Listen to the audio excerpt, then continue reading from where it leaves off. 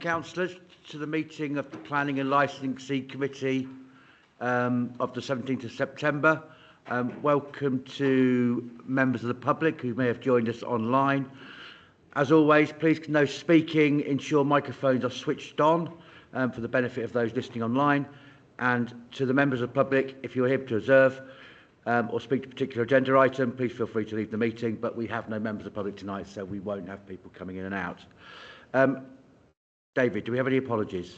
Apologies this evening, Chair, from Councillor Smith, Ellison, McRobb and Brown, therefore voting to 8. Thank you. Agenda item 2, we have the minutes from the 16th of July 2024. I have received no comments, so please can I have a proposer, Karen, and a seconder, Councillor Corby. All those in favour?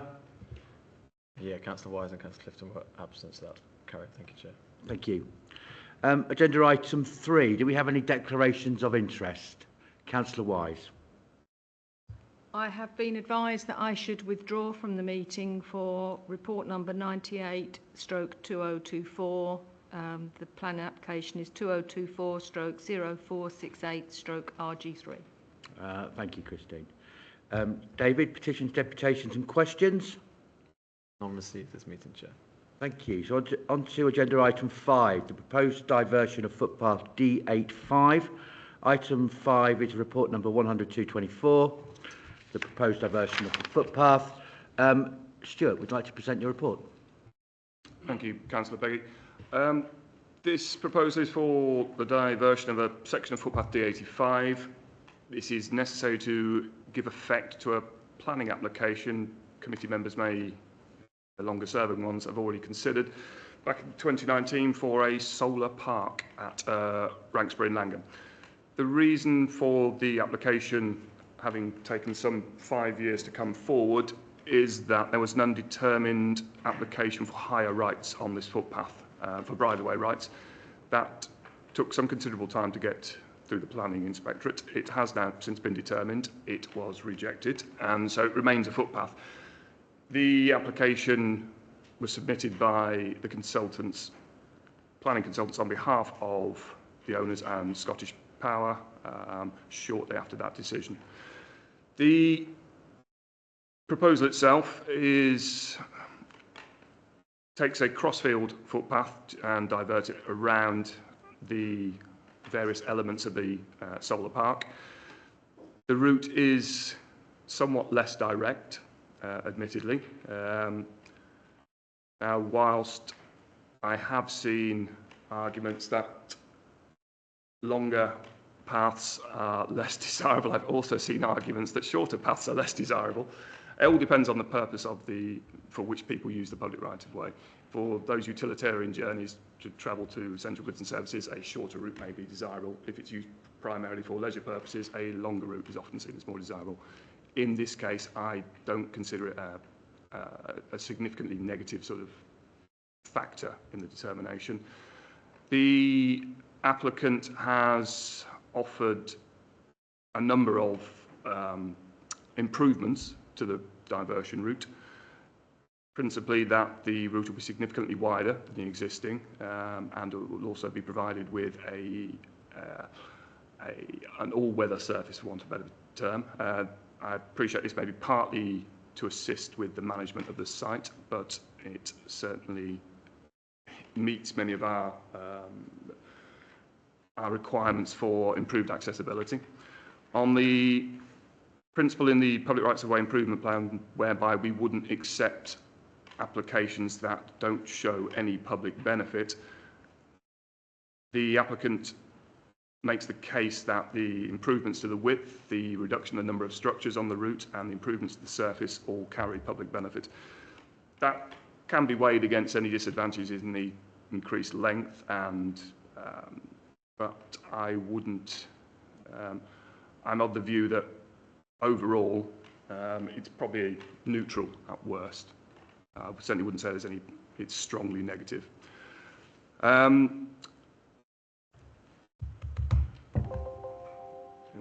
Excuse me.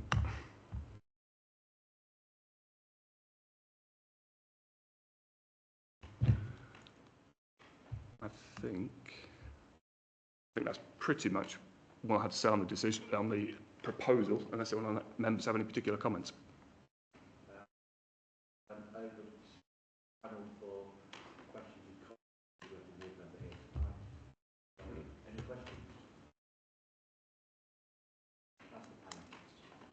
Just a quick one.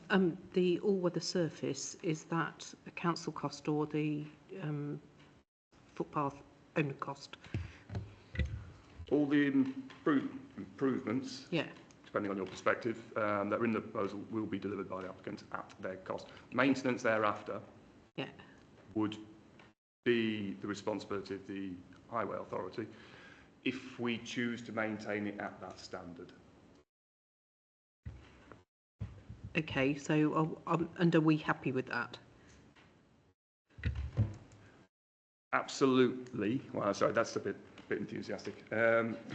Yes, the improvements will last, I would say, design life. We're not expecting heavy traffic unless there is particular use by the site for their own purposes, as in private vehicle use with heavy machinery that might otherwise cause damage, but we'd have a different means for trying to bring about repairs at their expense. Pedestrian traffic over a stone surface footpath, that should outlast any of our time here. Okay, no, I was just thinking about them using the footpath and who's liable for the damage to the footpath if it's not us that or our residents that are causing it. Sure, yeah. Any private use of a public footpath, those seeking to exercise private rights are responsible for the wear and tear caused by their private use. I will admit that is quite hard to reclaim in some cases. I think, sorry, the harder part is sometimes trying to make the distinction between the wear and tear from public use and the wear and tear from private use, and deciding on some sort of pro rata arrangement for what percentage is what. And is it conditioned anywhere that they contribute? And can it be conditioned anywhere that they contribute?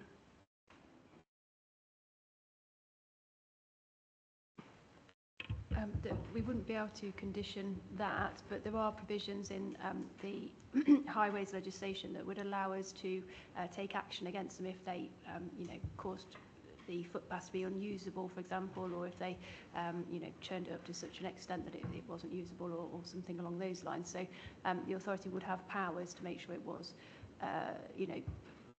improved and put back to its existing standard if they did cause damage to it under the legislation that we have available to us. Okay, so it's sort of after the event rather than a preventative measure. Yeah. Yeah, I'm not. I mean, we'll have to. Maybe I'll have some discussion with colleagues later. I'm not sure whether it's possible. It certainly hasn't been discussed to take some sort of commuted sum in advance in lieu of future maintenance. But then there may be problems with that if the once commuted sum has been paid, the applicant or the site manager may see it, then it is our responsibility to maintain, and any damage caused by them, it would be our responsibility to maintain. So I think there's no universally acceptable sort of solution there. But Councillor Wilby.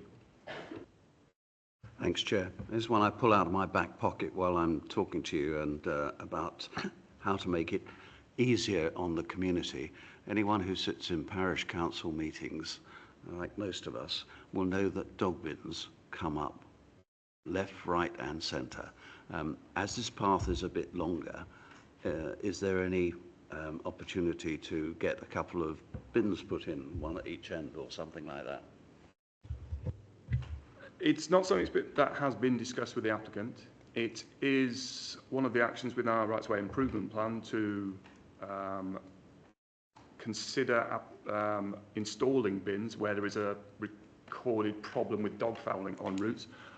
Given the scale of the improvements we're asking for there, I don't think the applicant would have a problem with that. It's a relatively cheap and easy win for them.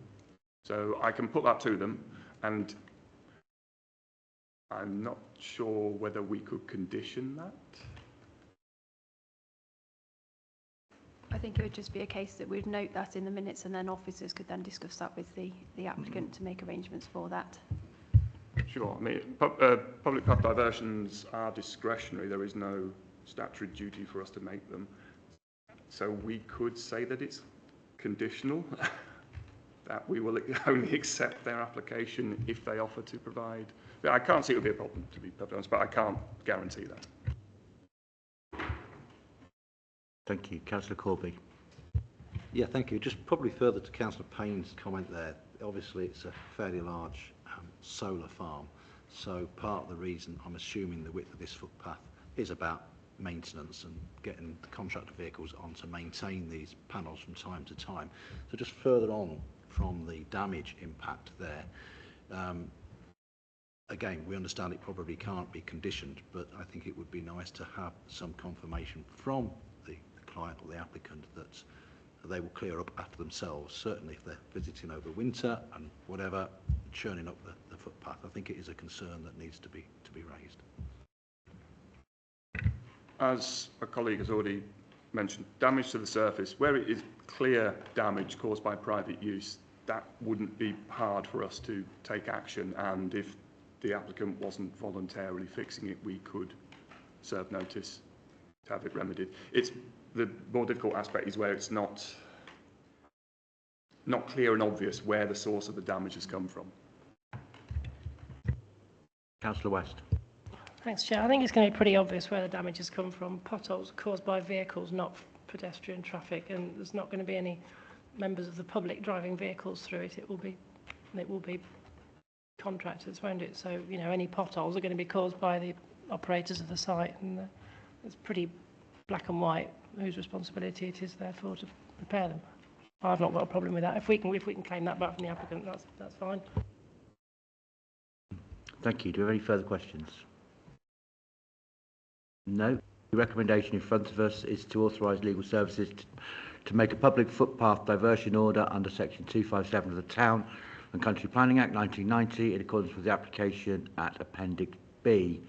Can I please have a proposer? Councillor Corby. Councillor West, would you like to second that? Thank you. And all those in favour? That's unanimous, Chair. That's carried. Thank you. Stuart, if you'd like to retire for the evening, please feel free. Yes.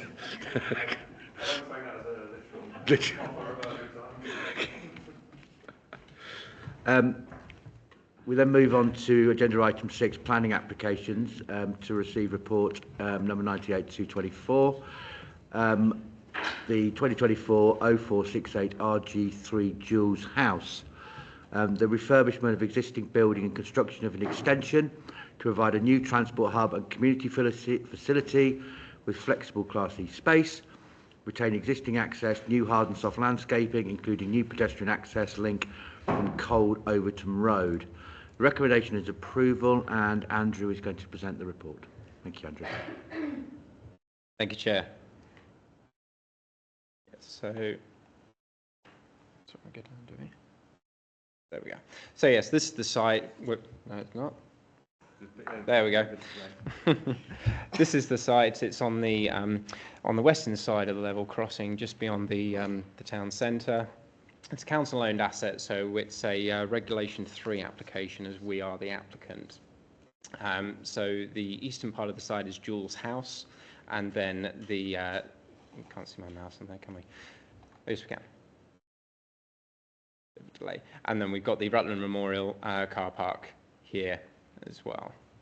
It's a mix of uses in the surrounding area. We've got some commercial, retail and residential properties in the surrounding area as well. And of course the hospital. So aerial view of the site. You can see it's a well-treed site. We've got council-owned trees beyond it, and these are also just the edge of the conservation area here, which runs along the boundary here. So it is outside, but adjacent to. Jules House itself is currently vacant, has had lots of previous uses. Originally, it was 2 dwellings before knocked into 1, and various uses over the years. The last use was as an office, but yes, currently vacant and in need of a new use. Just another one of the site there. And then internally, we've got an old conservatory UPVC that would be demolished in order to facilitate two-storey extension. Next slide. And this is the Rutland Memorial car park, which hopefully will turn into this, which is the proposed block plan. So we've got as the chair said, a new community hub, or Moby hub, as it's also known here. So new bus stop proposed to come in, car park reconfigured to create, car parking in the through route for a transport hub. New access through here. The site does go down into the Jules House area. Two-storey extension here, and then this area will become a community facility with Class E space. So we've got cafe for travel service users, various community spaces, and lettable office areas, which is all the Class E stuff.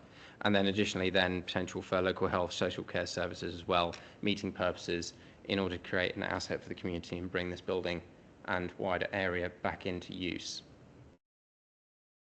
Zoomed in version of the plan there, just showing the relationship of the proposed extension, which is the darker grey area here on the back, and its relationship to the surrounding properties. We've also got various bike storages and electric charging points. The other thing to note here is the new pedestrian access, which is through here. There's a row of landai of no particular merit that will be removed in order to facilitate this, and also then create a sort of better landscaped area, sensory garden area that is a lot more pleasant than what is currently on site. This wouldn't have detrimental impact on the conservation areas. We've got these council-owned trees that are doing the heavy lifting in terms of amenity value there. Jules House would have to go through various refurbishments, so everything you see in red there would be demolished or otherwise altered in order to facilitate the new layout.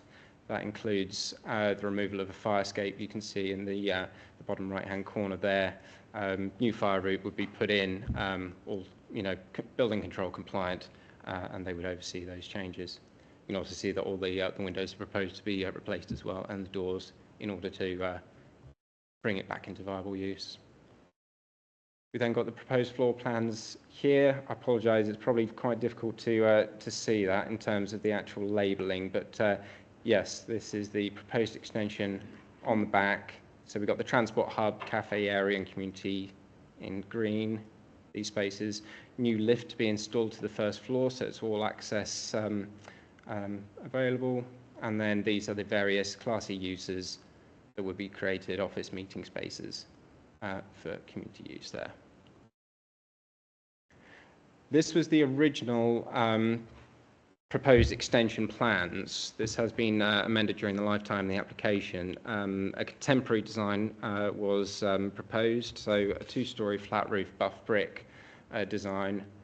We as officers, though, felt that whilst we've no objection to a contemporary design, we did feel that that wasn't appropriate for the building. So following negotiations with the agent, this was amended to a sort of more traditional pitched roof arrangement. Still got some nice juxtaposition because we got use of stone. So it still will contrast but also complement. And zoomed in versions of that just so you can get a better idea of it. So that's the rear, so that would be the elevation you would see as you approach from the car park, from the hospital. That would be the side that would face the neighbours. That first floor window is obscured glazed non-opening, which is conditioned, serving a kitchenette. And then the front of the building from Cold Overton Road, the only real changes then, as I said, is the fenestration.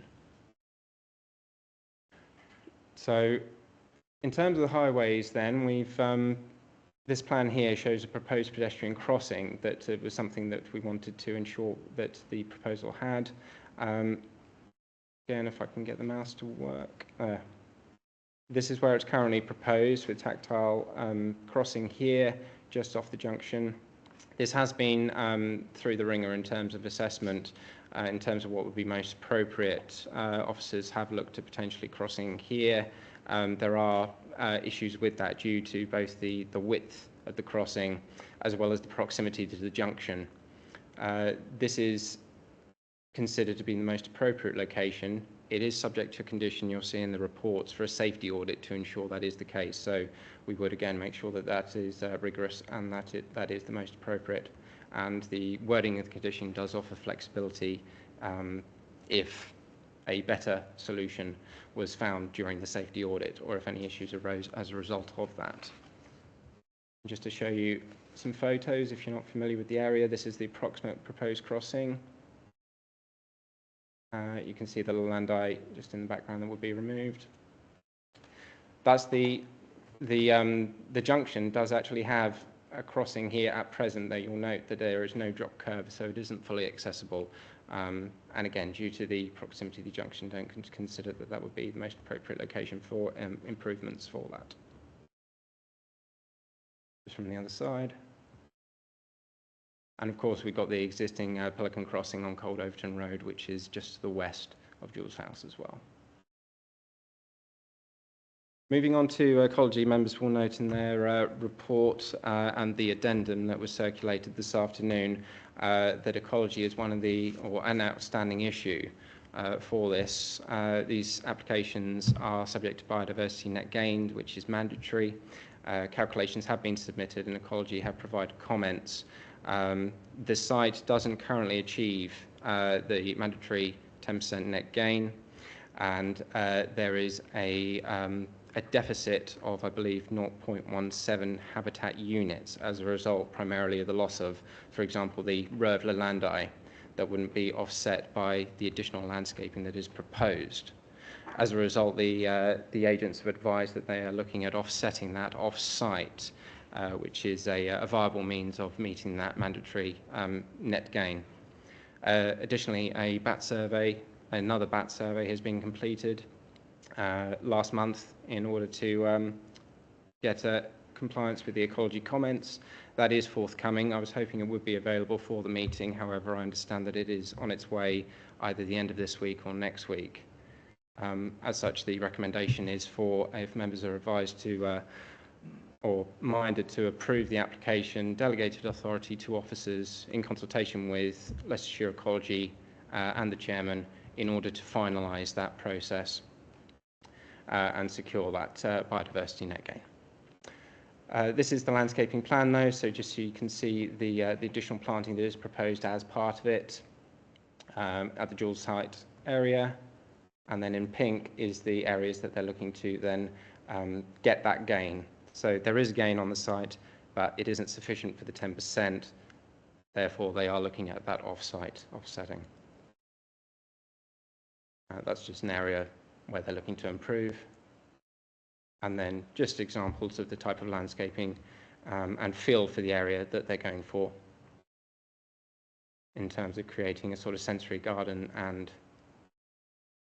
habitat. And then the materials proposed then for that in terms of landscaping. So in terms of the principle of development, it is considered to be a sustainable location and a good location for this, and is considered to be an asset if it were to be approved for the community. So we haven't amended the design. We didn't feel that the original one was appropriate, but we're satisfied that the changes made are acceptable and policy compliant. Highways Authority have advised no objections, subject to various conditions which are in the report. And as I say, the ecology is outstanding, but it is achievable and viable, but we're not currently there yet. So if reminded to amended approval, then if officers are able to finalise that. So with that in mind, over to you. Thank you.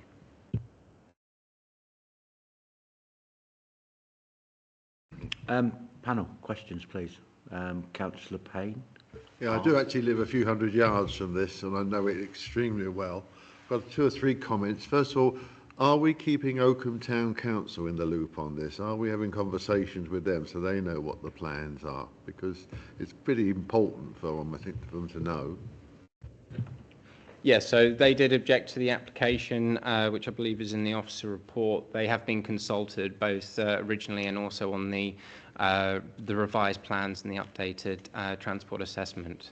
I haven't received any further comments on them from that since that original objection. Okay, thank you. Just an aside, I'm not personally bothered about any Lilandi going. Personally, I'd get rid of every single one of them if I had the power. The crossing.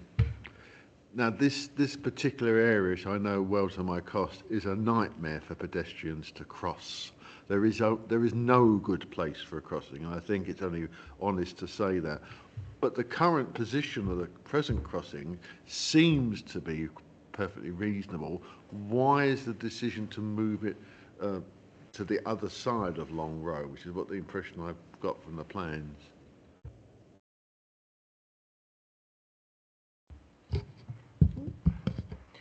Thank you. So they're not moving the crossing. The existing zebra is remaining. The proposal, when it came, obviously the original proposal didn't come forward with any additional crossing point, and our concern as a highway authority was that by opening up that front, you were creating a new desire line which wouldn't necessarily go down to the zebra, cross and then come back again. So by going to the zebra crossing and coming back, you've then got to cross Long Row.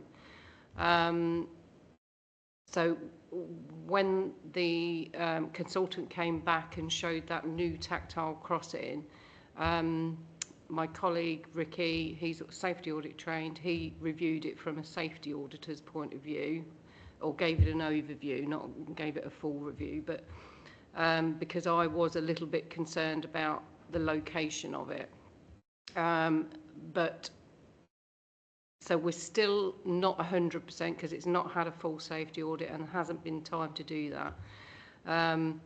So that's why the wording of the condition is such that they must safety audit that. If they can't get a clean bill of health from that, then they've got to look at a different solution. There could be various different options to look at. One could be pedestrian railing, which is not great in terms of aesthetics. It's a bit of a maintenance liability. Ideally, these days, we like to design out pedestrian railing where we can. But if that was the only solution to force people down to the existing zebra, then that might be an option. So because we haven't had time to look at every possible option, and the developer hasn't, that's why we've worded that condition, so that if what's been shown doesn't turn out to be safe, then the developer will have to look at different options.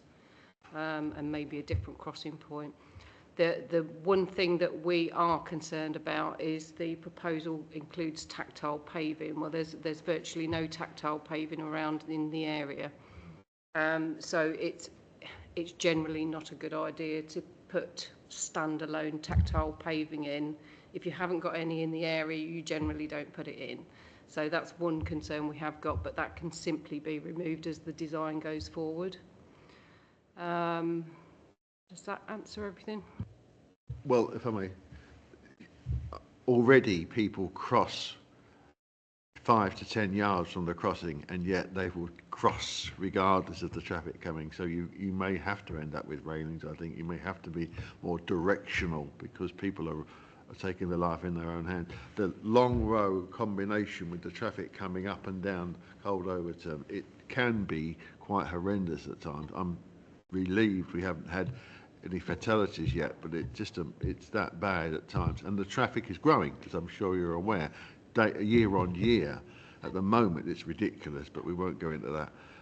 So I think this could be a very knotty problem, and you have my sympathy, but it's not going to be an easy one, I suspect, to actually get to a conclusion. Thank you. Councillor Wilby. My perspicacious friend here came up with a question that I was going to ask, and I'm afraid the slides are not very clear on there, and the thing that stood out to me was that crossing. And the other question I was going to ask, I will ask in a minute, but it would seem to me that if ever there was a need for a proper press the button, wait for the green man to come, because you're going to have all sorts of people going in there, and not all of them will be fit, and so the crossing would seem really important to me. But the main question I was going to ask is, how much is this going to cost, and where has the funds coming from? Not something that we as planning department have been involved with. It's a council application, so I'm presuming it will be council money that will ultimately be doing. I think there has been, obviously, I think there was some grant funding, wasn't there, from the loft. Yeah, so it's not a planning consideration, but I believe it's all levelling up fund. Just for clarity, is my understanding, David. But you might want to ask the question of the leader on that point. Apologies. Who had the hand raised? Councillor West. Thanks, Chairman. I'm going to struggle voting for an application that's got two pedestrian crossings that close to each other. If we're going to put a new one in, I think we ought to take the old one out. I'm thinking from the point of view of the motorists, that is an absolute bottleneck for motorists when the crossing is down, trying to come round to get up out towards Barleythorpe. I think, and I agree from a pedestrian safety point of view, traffic lights would be wonderful, but I think that will lead to an 8:45 a.m. tailback beyond belief up Colderton Road and a 3:30 p.m. tailback beyond belief up Colderton Road. What it wants is an underpass. But we can't afford to build one, I wouldn't have thought, can we, Justin? I'm not sure we can condition that, Councillor West. No, I'm not I suggesting would we maybe can. speak to your group leader. Yeah. I wasn't laughing, I was genuinely coughing, but Yeah, sure. Presumably there isn't room to put one in. I think it would be cost prohibitive as well, and I think the other thing, and Julie will correct me, but I think the issue, I don't think you could put a formal crossing, such as traffic lights or anything there, because of the close proximity to the junction. I think if you were going to do something like that, you would be putting it further down where the zebra crossing is at the moment, and the zebra crossing seems to work reasonably well. Can I ask a question on that point about I've written about the traffic lights as well. What is the reason for not doing it? You mentioned proximity to a junction, but you look outside Sarpesh, that's 10 yards from the mini roundabout, for example. So it is not. It's no close. In fact, that's probably further away from a junction. To me, it would seem far safer than just putting an uncontrolled crossing in.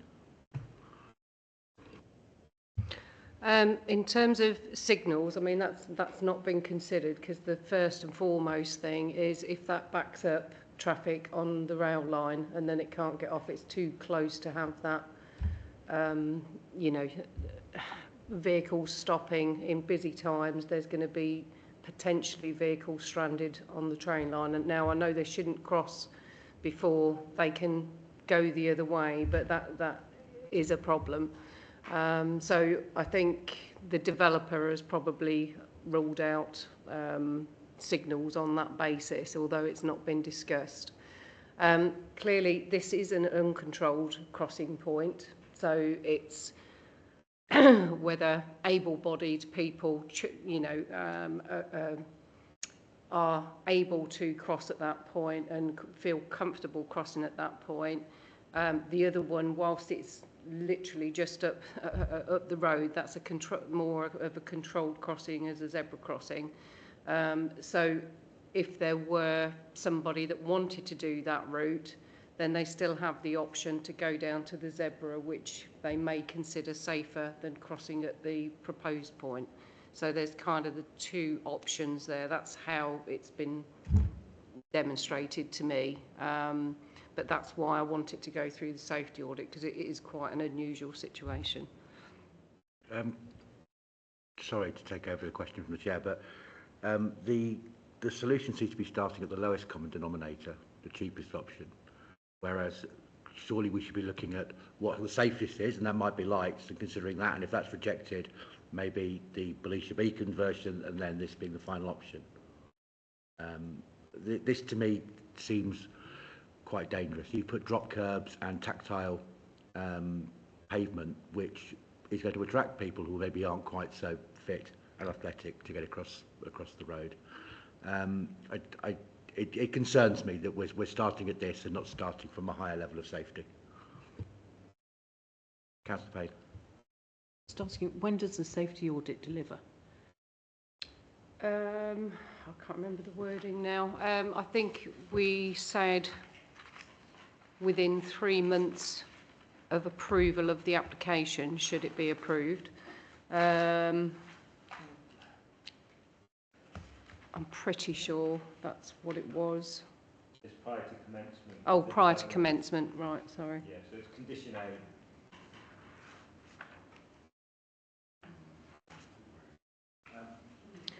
It's not ideal at all, but I don't think there's a solution nearer the junction. There is an existing, sorry if I may. No, yes, carry on. There is an uncontrolled dropped crossing just to the north of there, because there was a question raised that if people are going from here to the train station, they're not going to come out, go round, over, cross over and then go to the train station. But there is actually an existing dropped curb, what we call a pram crossing, just to the north of that plan. So that deals with sort of if somebody wants to go the other. Again, it's not ideal. It's a very wide road, but it is used by pedestrians. I was down there earlier, Chairman, and I think there is a drop curb. I think the reality is, as I don't think unless all the crossing's down and there's no traffic coming, I don't think you'll ever go across that way, because I think it's about 3 lanes of traffic that you have to cross. And I was there at lunchtime, and it was pretty quiet then, and I went the long way round. I think realistically, anybody coming out of the Moby Hub will, just for safety purposes and the road, the feel of the road, you'll naturally go this way. I don't think you go the other way unless, like I say, the crossing was down and all the traffic was stationary. If I may, I think actually we want to positively discourage people from crossing the road at that end, because it's a nightmare. And that crossing you showed earlier, the one right at the tip of the road where it joins, children particularly seem to take great fun in playing games while trying to race the cars to it. It's a nightmare. We want to bring people down or up Coldover Road to the crossing. You know, I have on occasion shouted at them on that basis. Councillor Corby. Yeah, thanks, Chair. Just on that, you know, the safety is obviously imperative. Have we got numbers on the expected footfall? Obviously, it's going to be a Moby Hub. We're expecting a lot more people. Have we got any numbers on that in respect of helping that to establish the best form, as the Chairman says, with regard to possibly proper traffic lights situation? Because the footfall, if it's going to be greatly increased, which we hope it will be, it is going to generate a lot of people. Sorry, I can't access the internet for some reason, so I can't bring up the transport statement. But yes, obviously it will increase the footfall. I guess you could say significantly.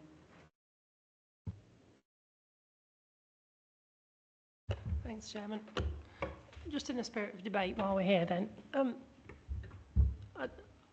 I'm completely with you. If that's the line that people are going to take, and that's why you've put a crossing there, that makes sense. What I've seen in other towns, and I'm thinking Warwick, I think it was Warwick. So we have a raised pedestrian crossing opposite the chip shop, 20 yards up the road, don't we? Could we take that out and raise the area around the junction there and have a sort of a 3-way crossing there, taking people across Long Row and across Cold Overton Road, which kind of is a happy medium as far as it's cheaper than my underpass, and is a happy medium between the existing crossing and the new proposed one. Potentially, yes. I mean, that's not been looked at all, but it could potentially do that. So with ramps up to the east, you know, and basically have a plateau table.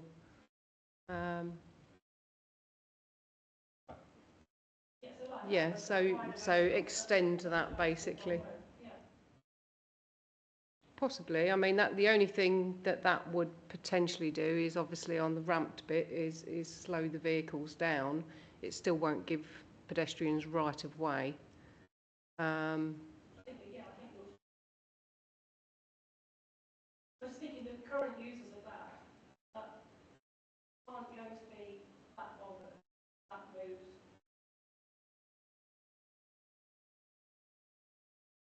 I'm just a little bit concerned because we're creeping towards that major junction, and again, that could have, if it had a heavy footfall, it could have that impact again onto the rail line. That's the only thing. I'm not saying it won't work and won't pass a safety audit.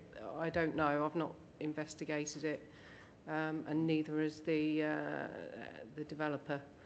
What is the current proposal?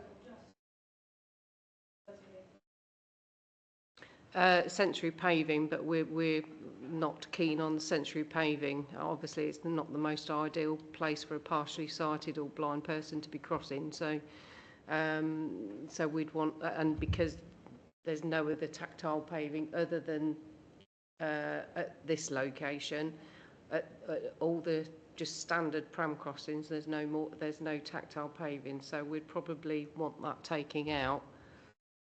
So yes, that is the only thing that's being put forward. Bear in mind that there was no proposal to put anything in on the original application at all. It was only when we raised it that what is now in is in. Well, I mean, teenagers are going to, if you put a railing up there, teenagers are going to hop over the railing to take the shortest route, aren't they? That's just what happens. Ray's not. He'll be there shouting at them. I don't know. I really don't like the idea of two crossings, and I don't like the idea of sensory paving that close to the junction on a junction that wide either. I'm going to struggle to vote for that. Just a comment for the chair, which I will throw out to the audience or to the committee as my thoughts. To me, a lot of sensible suggestions have been put forward, which don't seem to have been assessed to any level of detail in how to deal with this issue, such as would traffic lights work? Would a zebra crossing work? Is it in the right place? Is it the raised pavement?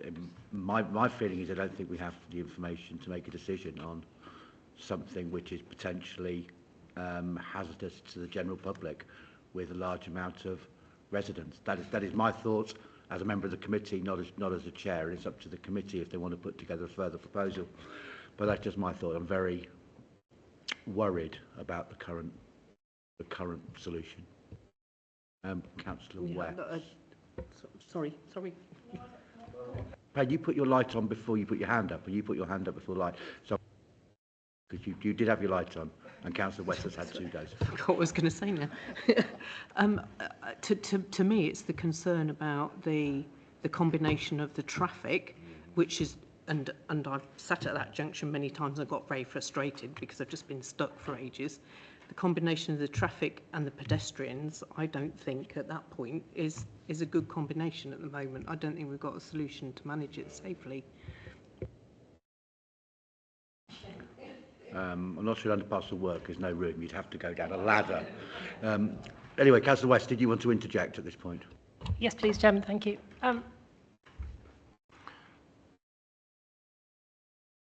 I think we ought to take this as an opportunity to improve the area outside Abacus as well, and that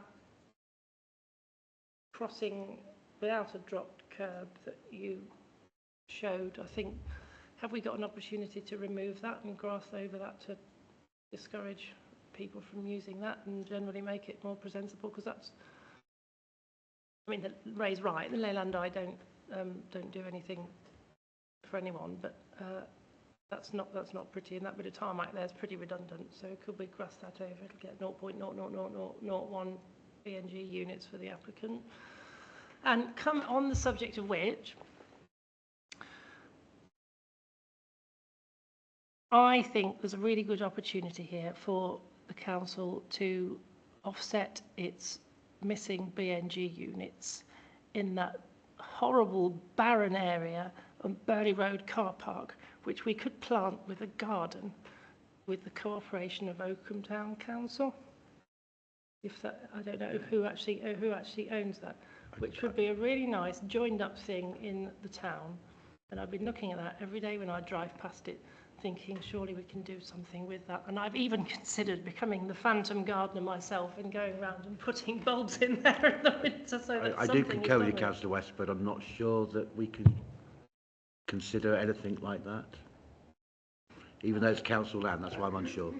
I mean, I don't know whether there's enough space to do it. There's potential for it, but obviously the use of the off-site credits is an acceptable way forward. But if members are, want that to be investigated, then it is feasible for you to defer from tonight's meeting and for that to be investigated. Again, just I think it's up to the committee, but again, I think it's disappointing that the council is putting forward a proposal where we're not meeting our BNG targets. I think we should be trying very hard to be putting the front foot forward with our climate challenges. But again, it's up to committee if they want to put further proposal.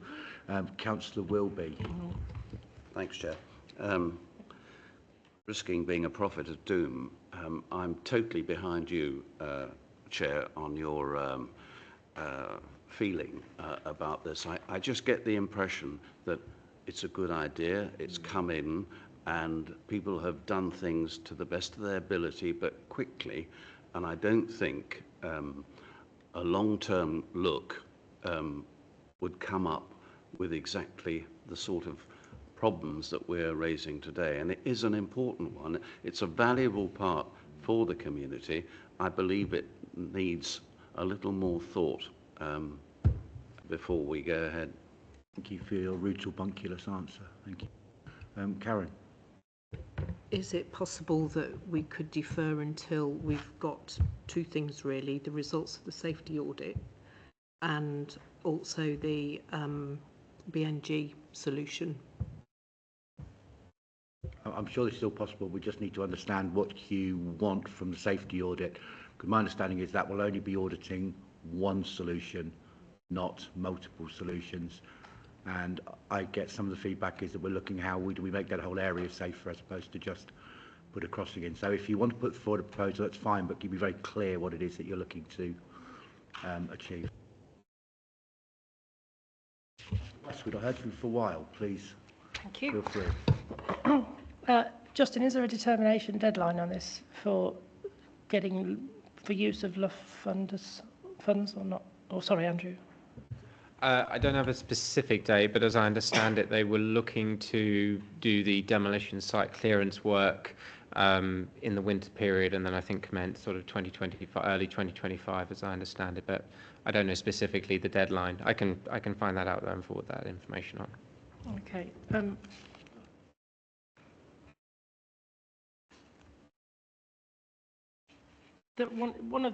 One of the things which I don't know whether we've got a photo of it.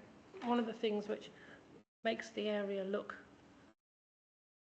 unapproachable and inaccessible is the brick wall on the pavement, on the side of the pavement, immediately next to Jules' house. I don't know whether you have a photo of it.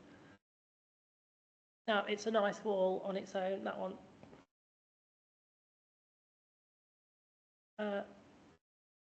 Does that remain in these plans? Yes, that does. Yes, there is a closed board wooden fence there that you can see on the other side of the photo. Yeah. That's all coming out. Oh, sorry, wrong way. Yeah, but the wall is to remain. Yes. How do we feel about removing that wall? And if we're having a nice sensory garden behind it, why not show it off? That's not what is currently proposed. This is potentially going back to the drawing board a little bit. That's something that I think ought to be considered. It's the landscaping plan. Yeah. Yeah, that's the red line. Is the wall there? Yeah. Yeah. It's. I mean, there's a bin store proposed behind it that's sort of tucking behind it, and what have you. So it is sort of more open, as you can see in the where the pedestrian link is. But then, yes, I think it's sort of shielding there. I think it, I mean,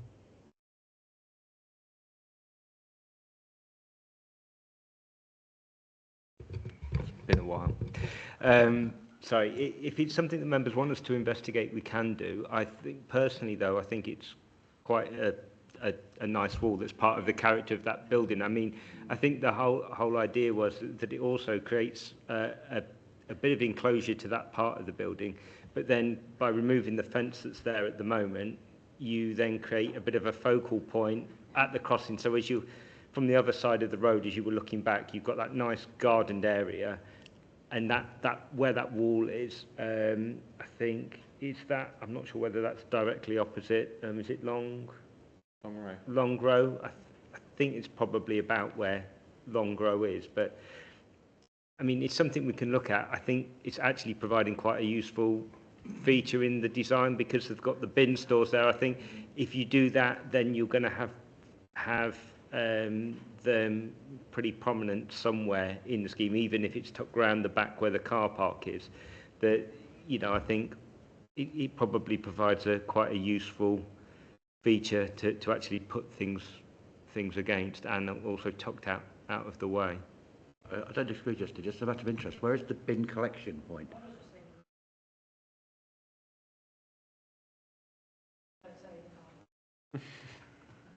I believe so. I don't know off the top of my head. It is on one of these plans, but because if you have the bin store there, are they picking? Is the lorry going to park on that corner and pick it up off Cold Overton Road, or is someone having to drag the bins all the way through to the back car park? I think there's a gate. I think there's a gate through there, isn't there? Yes, yeah. It doesn't look a very big gate if it's going to be those big industrial. Yeah, I'm not sure bins. What they have there. Again, something that we can potentially go back to them. If members have got other issues, it's something that we can clarify. Well, committee, I think that there is a number of issues that we want clarity on. So if we are agreed, can we just clarify what those are, so we give the officers a very clear brief what we want. So when it comes back to committee, if this is what we agree, we are very clear what, black and white, what it is that we're discussing. Would you like me to try and summarise, and then you can interject? First is looking at all of the potential options for highway safety along that road, to include the various types of crossing and the reasons for rejecting them, not starting from the most safe down to the lowest common denominator. The potential for a raised road, for want of a better word, that Councillor Wise was discussing. The other issue was the moving on with the biodiversity net gain, and I believe the committee are keen for RCC to try and make a stand that we can deliver the net gain and not begin to outsource some of that, which we've already argued about with other developments of why they're going to achieve it. And I think, Councillor Wise, you said potentially removing that bit of tarmac and making that into a garden area might potentially help. And then the third issue to consider, we want clarity on the removal of waste, because if they are collecting it off the corner of Cold Overton Road at peak time, that will cause as many issues as a traffic light, and you will get people trying to pull out behind that lorry into the incoming traffic from the direction. So are the committee happy that clearly summarises Councillor Wise? Why did I call you Wise? West, sorry. Look wise. Thank you. Right.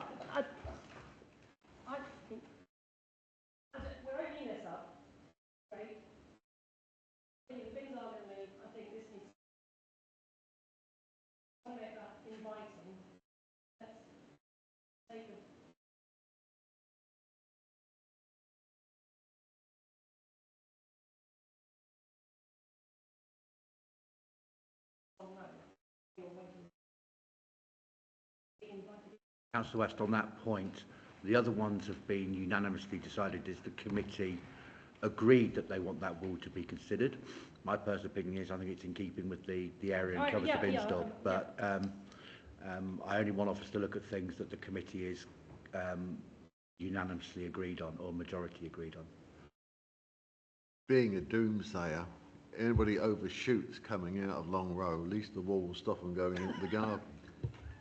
Not sure we can put that as a highway safety measure. But thank you for your inventiveness. Councillor West. The other thing I'd like clarity on with having myself just done one of the first BNG declarations for my own application, satisfactorily on the 334th attempt. I really want to see something happen with Burley Road car parks area. Who owns that bit of land next to between the castle and the car park? Again, I'm not sure that's a planning consideration. I think No, the group leader would be well placed to inform you. But I imagine, Chairman, that there would be some support in the committee, or I hope there would be some support in the committee for asking the authority to plant that with some I will refer to garden plants if it's our head of development. Chairman, I think what I'll suggest we'll do is we'll obviously go back on the BNG point and suggest that members, if it can't be achieved on site, would want it to be achieved on council land within Rutland, would be your preference, as opposed to being the credits. And as part of that, I'll mention that there's a suggestion that there may be some land at Burley that could be investigated. I think that's a very good solution. Very good solution, Justin. And I think if we can meet our BNG target or exceed it, we are in a better position morally to fight back against developers.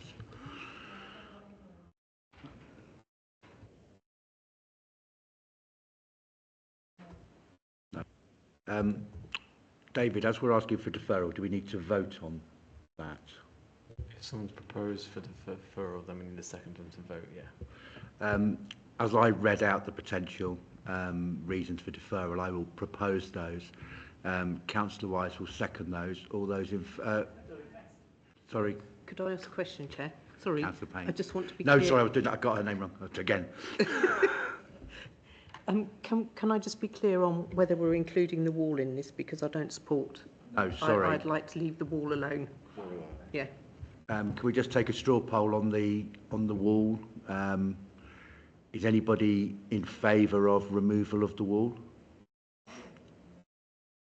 There is no. I'm afraid, Councillor West, you are in a minority on this occasion. So apologies. So the wall is not part of that discussion. So it's the proposal as I put forward, which I've proposed. Councillor West has seconded. All those in favour?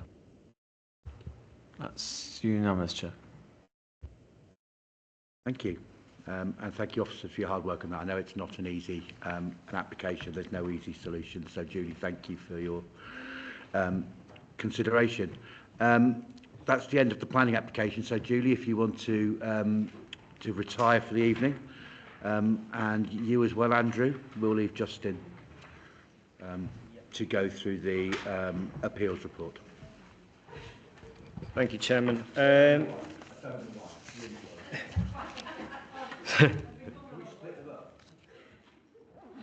So, page 79, just one new appeal come in, which is land adjacent Water Lane, Ashwell. This is a section 73. It's got planning permission for a single dwelling on there. The reasons for refusal have been set out, but it was, I think, due to the scale and form and impact on the surrounding conservation area were the main concerns for that. So we'll obviously seek to defend that at the appropriate time. The next part, decisions that have come in. First one being the land at Bridge Street, Ryle, which was for a single dwelling, and this was one that I was discussing with Councillor Wilby a little bit earlier on. It's got a bit of a history, this site. It's fairly prominent in the conservation area, but it is an open area of land.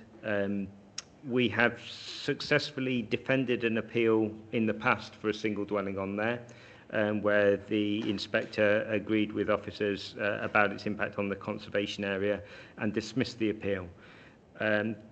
The applicant has come in with a revised scheme, smaller scheme, and the inspector in this instance has made reference to the previous inspector's comments, but come to a different conclusion in terms of its impact on the conservation area and the listed bridge and other assets in that area, and found that from a scale and size-wise, it considered it to be acceptable. However, he did dismiss the appeal on the grounds of its potential impact on archaeological assets, and felt that that couldn't be done via controlled through a condition, because it's fundamental. You build something on there, if there is something of any architectural merit there, it will potentially be lost. And so that is the main reason for refusal. It may be that if they go away, do the archaeological investigation, and there isn't anything significant there, they may well be able to come back in now. The inspectors certainly left the door open for them to do that. The next one was 11A Water Lane Ashwell. This one was for a new attached double garage. Again, successfully won this appeal. It was dismissed. The concern was about predominantly the impact on the conservation area, and it was a quite significant extension to the front, which the inspector felt was inappropriate. The next one, land at Braunston Road, Oakham. This was allowed. This was a retrospective application for the erection of a temporary wooden shed. This is a field that has got change of use for dog walking activities on. I think at the time, officers felt that just having the dogs walked on there wouldn't be too much of an issue. The inspector came to the conclusion that, well, if you've granted that, it's reasonable to expect that they need a facility on there, and felt that the shed was relatively small and inconspicuous, and therefore allowed the appeal on that grounds. And the final one was a two-storey extension at 7 Manor Close, Ryle. This was dismissed. Again, the concern was around the scale of the extension. It was in quite close proximity to the neighbours, so the separation distance was a concern, and also the impact that it would have in terms of loss of light to the neighbour as well. So they were dismissed. Now, I know that members were asking about appeals performance, and I am working on getting the data automated so that we can pull it into these agendas. Sorry, Councillor. Thank you. Well, could you just update us, please? You've probably been asked about 3 million times on the alpaca. Oh, can I come to that at the end? That will be later. In terms of the appeals, though, just to give members a sort of update. So this is the last 2 years, effectively, from I think January 2023 to today. I think there were 6 committee items, but one of the that went to appeal. One of those was withdrawn. 3 were allowed. 2 were dismissed. So that was 60% allowed, 40 dismissed. So not been too successful in all. They're the ones that committee have gone against officers. Not necessarily gone against officers' recommendations. I didn't check that part out. They were just decisions that had gone to committee. So that some of those may have been with officer recommendation. So just on that point, but I think they come to committee. They're obviously more marginal. Yeah. But it would be interesting for the committee to know the ones where they've gone against officer approval. Yeah. And that is something that we have said that we want coming forward. I was conscious that members No, were that's after fine, but it would be really interesting to know. In terms of officers' numbers, in that period, 44 officer decisions, 43 decisions, because again, one was withdrawn. 2 decisions were quashed, which was 4%. One of those was the quashed decision is the one at Edith Weston that we've currently got, which was the appeal inspector's original decision that was quashed, so it's back open. And then the other one was an enforcement notice that was quashed. Allowed 11, so 25% of officer decisions were allowed, and we were successful in getting 30 dismissed, so 69% dismissed. So again, I think a reasonable level of what I would expect in terms of that. It seems reasonable. Just for my and the committee's when you get an allowed appeal, what learning process do we go through to feed that back into the decision process? So, like I come and give yourselves a bit of an update on what the decisions were. As officers, we will go through, we have team meetings, and we will also perhaps circulate an email round to the team as well to discuss where there's key learning, key decisions that are useful. So they're always shared, they're always talked about. For instance, we had an appeal decision that came in last week, where the inspector had made quite a useful reference to the fact that although a development wasn't visible in the conservation area, it doesn't have to be visible to have an impact on the character and appearance of the conservation area. And so that was a line that we've circulated around all our officers and quoted so that we can use again in future ones. Because that's quite often that applicants will say, well, it doesn't have an impact because it's not visible from a public vantage point, but that's not necessarily the test. Sorry. I think you've outlined the fact that you've done learning within the officer community, but there's learning for the committee as well here, I think, when we start to get down into more of the detail and the stats. It'd be really good for us to understand where we've made a decision that might not be a strong decision and why we've done it. Yeah, I think what I have tried to do in the past is where when we go through these appeal ones, so where there's been a specific committee decision, I mean, thankfully there haven't been many where committee have overturned officer recommendation. I can't think there has been many. The last big one that I can think of was obviously the Braunston Road, where we had the cost application, and at that point we did all have quite a detailed conversation about the implications of that and the reasons why we'd had costs awarded against us. So, like I say, if there is anything like that where it's specifically a committee decision that we need to feed back on, then it's at this point in the committee meetings that I'll do that. Or if I think there's ones from officers ones as well that need to be spread. But thankfully, I don't think there's been many committee overturns. Councillor R. Payne. I don't want to give you too much work to do, Justin, but when you do get our figure, can you also see if you can pull up a regional and a national figure so that we can look at it in terms of how we're doing? Not just us, little old Rutland, but somebody to compare it with. Stick it all in AI, do it in 2 seconds. I think what I can do, there are national stats for appeals in terms of what they do is they look at they judge quality of decision, and the way they judge that is how many appeals are allowed.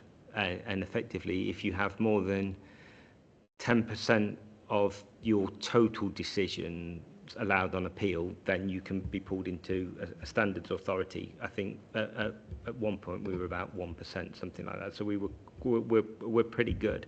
But what I can do is I can pull you those national figures out and make those available. So we'll sort those out. Any more questions on appeals? No? Justin, have you got anything else to impart? Only Okay, thank you. I know we haven't really got any AOB, but it just something that's sprung to mind now when we're talking about, I just want some advice really, we're talking about applications from the council. I noticed from the application before, for example, there was no mention of renewables and solar, etc. within the property.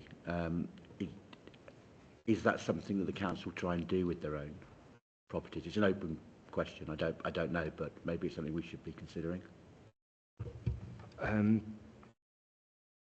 I think it is things that they're aware of and look at. It's something that I'll feed back after tonight's meeting. I'll definitely feed back to the assets and property team so that they're aware of, you know, some of the points that have been discussed. And I know it's after the event, but it just come to me, but if they could potentially look at renewables, again, it just shows us as a putting our hand up to say we're doing our best.